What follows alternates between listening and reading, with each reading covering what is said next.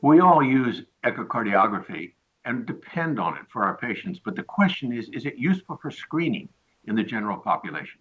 Now in JAMA, there is a report from Norway for more than 7,000 patients in the general population, half of whom had echocardiography as a general screening and half who did not.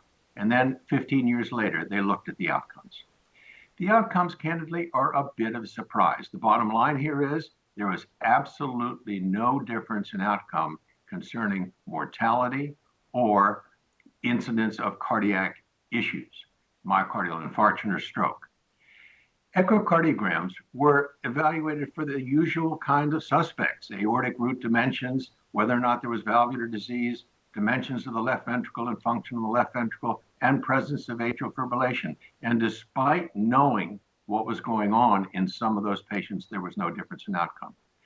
Bottom line here, it seems that echocardiography is not a useful tool and certainly not worthwhile financially to do in the general population.